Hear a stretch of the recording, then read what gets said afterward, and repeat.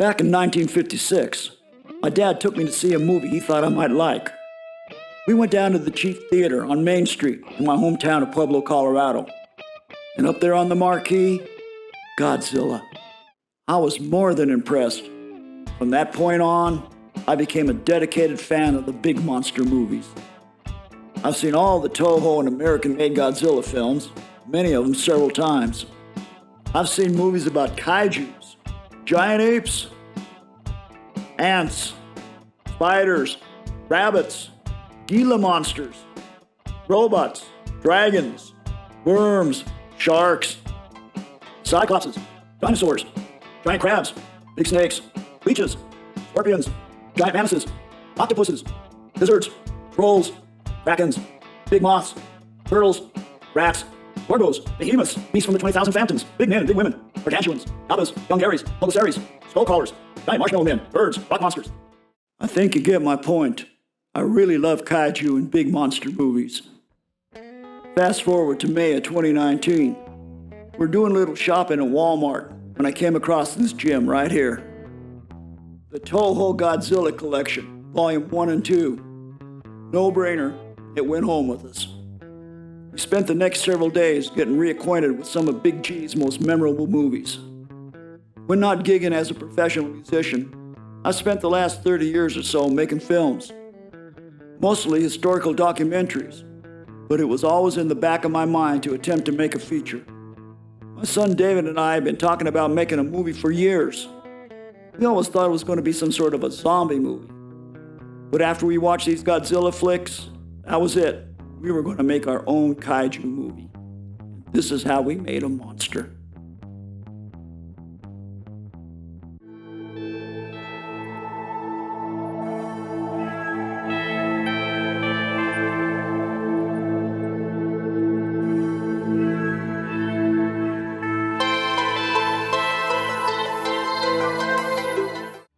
Every kaiju movie has a principal creature.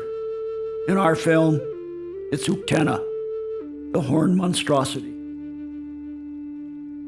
UKTENA is based on the Southwest Native American myth of the horned serpent. He was the boogeyman, the avenger of evildoers, and the protector of Mother Earth. The story goes that at one time he was a human being. He was treated badly by members of another tribe. He wanted revenge.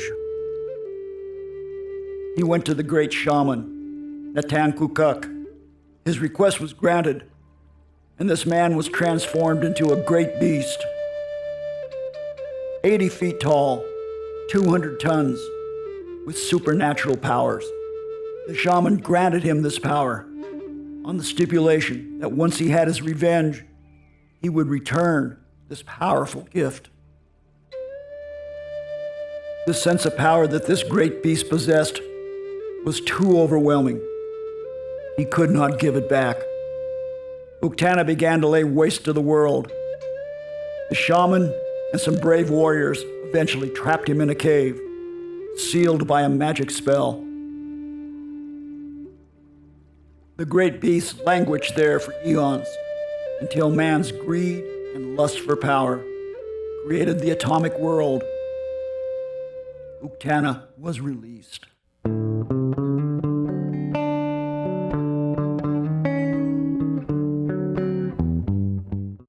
One of my favorite directors is Guillermo del Toro, the master monster maker. I saw an interview with him once, and he said the most important feature when creating a monster is the head and the profile. So that's where we started. We went down to Disguises, a local costume and prop shop. We found a T-Rex head and a dragon mask. Using a glue gun, foam, and latex, we melded them together into one piece. We added a long, dark brown wig to give the head an organic feel. Using thin strips of foam and a wood burner, we began to add scales and to cut detail into the face. David used an epoxy clay to create the facial horns and add further detail.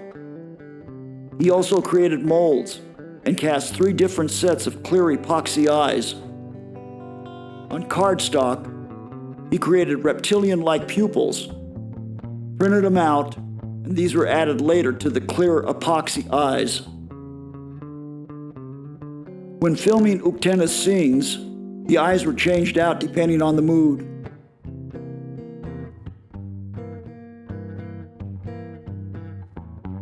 Once the basic head was completed, we painted it using acrylics. We studied photographs of real lizards to try to create a reptilian-type feel and look. Following Del Toro's advice, UKTENA now had a look and a personality. The body was next. David put his considerable artistic talents to work and came up with a design for UKTENA. We wrapped various parts of his body in cellophane and then covered that with duct tape. We then cut the duct tape molds, flattened them out, and made patterns. From these patterns, we laid out half-inch foam, traced them, and then cut out the various body parts. Once the body parts were created, we pieced them together and then began to coat them with latex. This was a long process and took many hours. David created a mantle out of foam core that would go over the chest and allow movement. The claws were modified to fit the body. This whole process took several months. The feet were created from fuzzy slippers we found at an ARC store. Once the latex parts were finished, we began to paint it. Using foam and latex, David continued to add detail to the overall creature. After a lot of time and effort, the suit was ready.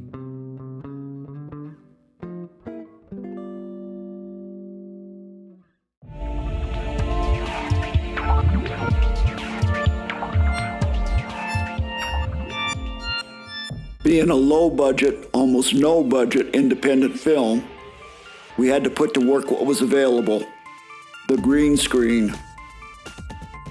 We filmed on a green screen in our front room, in our garage, on our back patio deck.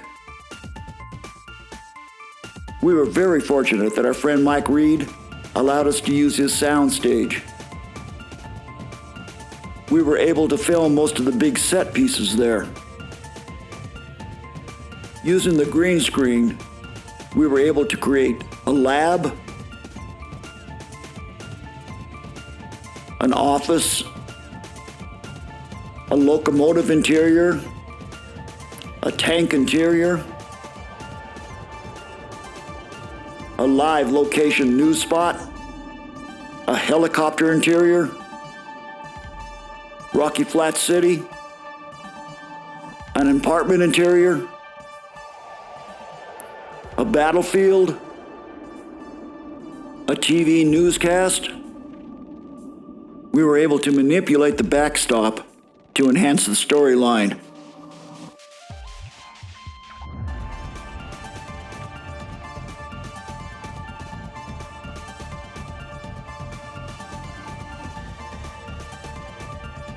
A common thread in most kaiju movies is the use of miniatures.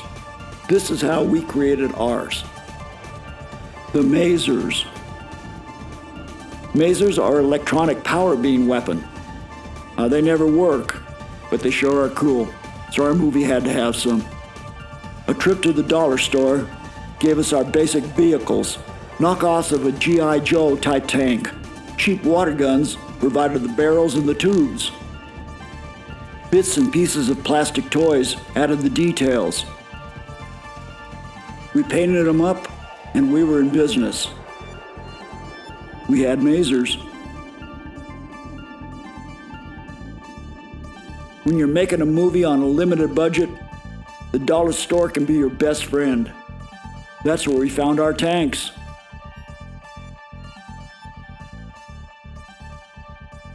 The train came from a Polar Express kit.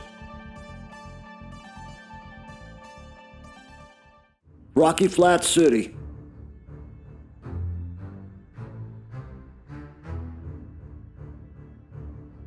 In most kaiju movies, the hero has to have a city to stomp on, so we had to build one.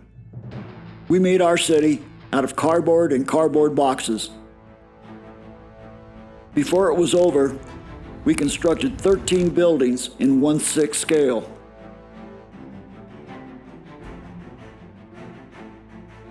We had a little fun with some of them. There was the Radion Utopian Nuclear Recycling Center.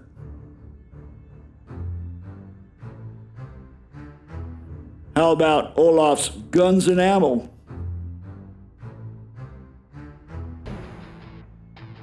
Then there was the Rocky Flats Flats.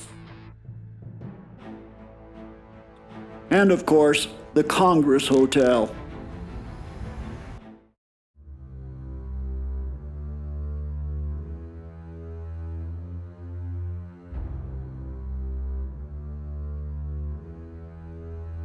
Miniatures have always played an important role in kaiju movies. We had one scene in particular where we wanted to feature an Abrams tank.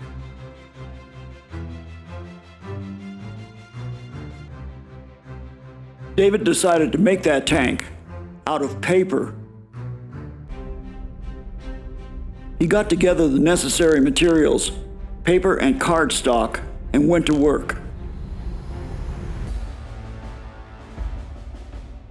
He constructed the basic form of the tank and then painstakingly added all the detail, again, out of paper.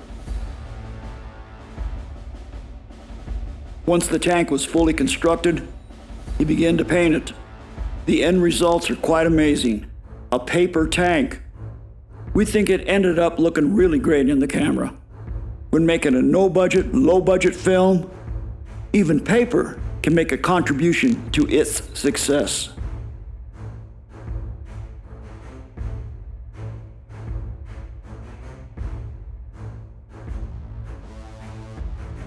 In keeping with the paper thing, there was one scene we wanted to create that would show the military getting ready to do battle with UKTENA against the backdrop of a destroyed Rocky Flats city.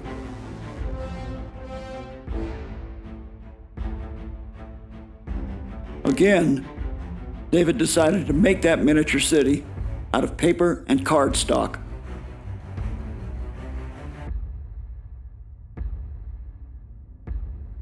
From images that he had downloaded from a stock footage site on the internet, he printed out the patterns that would appear on the sides of these buildings. He added paint and detail, and the miniature city was complete. The scene was completed by adding military vehicles. To add a sense of perspective, they ranged in size from HO up to 1/12. We shot this scene in the garage in a single take. We think it turned out pretty cool.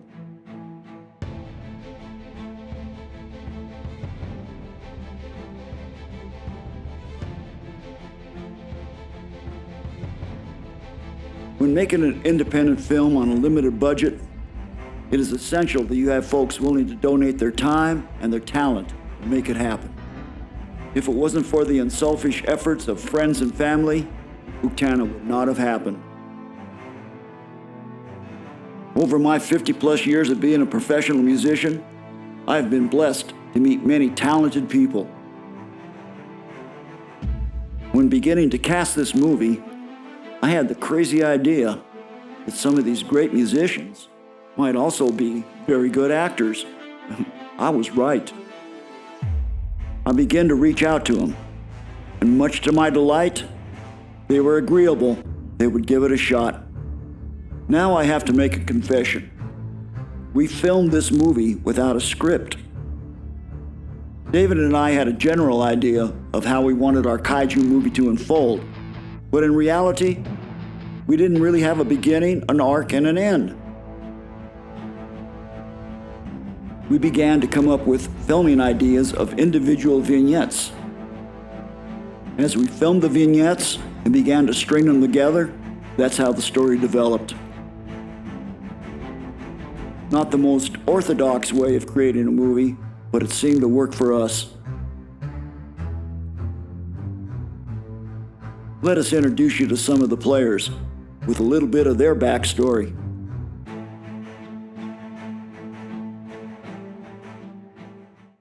David Traynor is a man of considerable talents, a degree in art, and a lifelong love of Kaiju movies.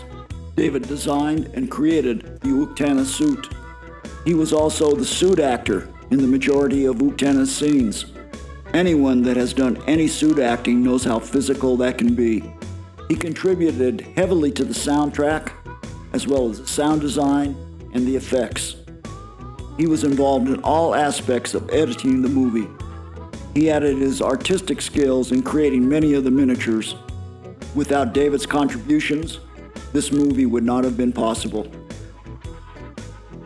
Of all the actors cast in the movie, Mark Bilker was the one that had real camera experience. Mark has appeared as a lead and in supporting roles in several features and short films. He has won an award for Best Actor in a Short Film, Deuces. In addition to his acting skills, Mark is also noted as a top-notch blues and R&B vocalist. He leads one of Colorado's most popular club acts, Marcus Motel and the Closers. Mark was stellar in his role as Pancho Bravo in UKTENA. Kyle Borthwick, aka the Big Chief, is one of Colorado's best drummers and band leaders. Even though he had never acted before, when I approached him about playing Doc Collins, he was up for it. He stepped into the role and did a great job. Jerry Royce had had a little acting experience, so when I approached him about playing the role of Jerome Greywolf, he was in. Jerry is a fine bass player and works with one of Colorado's top blues rock and classic rock bands, Thick as Thieves. When cast in the movie, we wanted to make sure that the Native American roles were played by real Native Americans. That's where John Romero comes in as the Native American flute player. John is a longtime Colorado musician and band leader, and his native flute added a very strong element to the soundtrack. Norman Hughes was no stranger to movie sets. During his career, he has appeared and worked on Far and Away, Glory, Gettysburg, and many other movies. Norman is a historian and a collector of military artifacts. He was also the prop master on this project. He was able to provide everything from a 57mm anti-tank gun to a Browning machine gun. Norman also helped create some of the miniatures and did all the pyro effects. In addition to all of this, he played the role of Colonel Tuttle. Marion Johnson, aka Nola Sapphire, really is a blues diva. She is one of Colorado's finest female rhythm and blues vocalists. Erica Brown is considered to be Colorado's Queen of the Blues.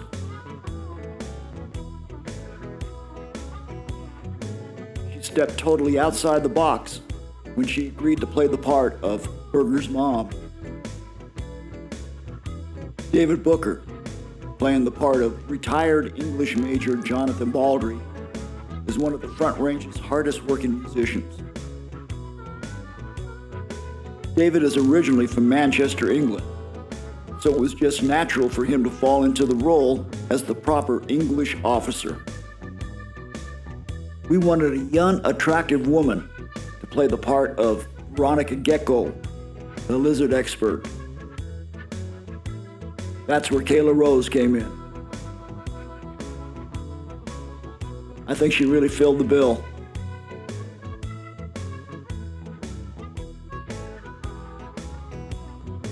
When we put it out there that we were looking for people to be in our movie, many of our family and friends answered the call.